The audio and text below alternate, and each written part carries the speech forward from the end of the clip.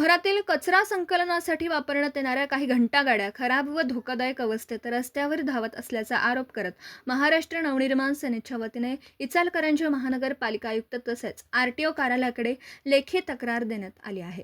महानगरपालिकेने कचरा संकलनाचे काम इंडिके कंपनीला दिले असून कंपनीच्या काही घंटागाड्यांच्या वाहन कागदपत्रांसह सुरक्षिततेबाबत गंभीर त्रुटी असल्याचं मनसेच्या निदर्शनास आलं। MH9 EM 6405, MH9 EM 5598, MH9 EM 6284 आणि GA03 K 8127 या वाहनांमध्ये HSRP number plate, fitness, PUC, विमा तसेच वाहनांच्या सुरक्षिततेशी संबंधित बाबींची तपासणी करण्याची मागणी करण्यात आली। नियमबाह्य किंवा असुरक्षित अवस्थेतील वाहने रस्त्यावर चालवल्यास वाहन चालकांसह इतर नागरिकांच्या सुरक्षिततेचा प्रश्न निर्माण होऊ शकतो।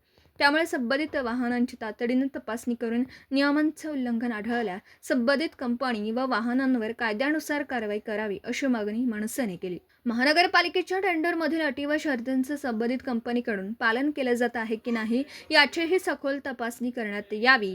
इंडिके कंपनीच्या सर्व घंटागाड्यांची विशेष तपासणी करून नियमांचे पालन सुनिश्चित करावे अशी मागणी ही तक्रारीत करण्यात आली। यावेळी संदीप पवार, शहर सचिव, महाराष्ट्र नवनिर्माण सेना, इचलकरंजी शहर यांच्या वतीने संबंधित प्रशासनाकडे ही तक्रार करण्यात आली। जय महाराष्ट्र।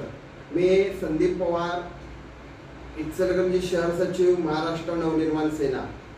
आज इचलकरंजीमध्ये असे निदर्शनास आले की इचलकरंजी आरटीओ ऑफिस सर्वसामान्य जनतेच्या वाहनांना कायदेशीररित्या दंड आकारतं, परंतु ज्या महानगरपालिकेच्या घंटागाडी संकलनासाठी कचरा संकलनासाठी फिरतात त्यांच्यावर कोणतीही कारवाई केली जात नाही।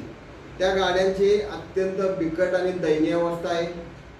त्या गाड्यांना इन्शुरन्स नाही, PVC नाही, फिटनेस नाही, तरी देखील आरटीओ ऑफिस अशा गाड्यांवर कारवाईला धजावत नाही।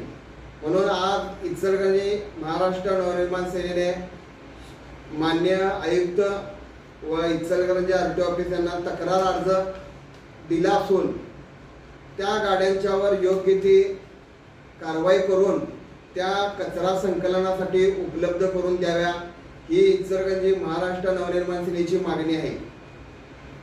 जय महाराष्ट्र।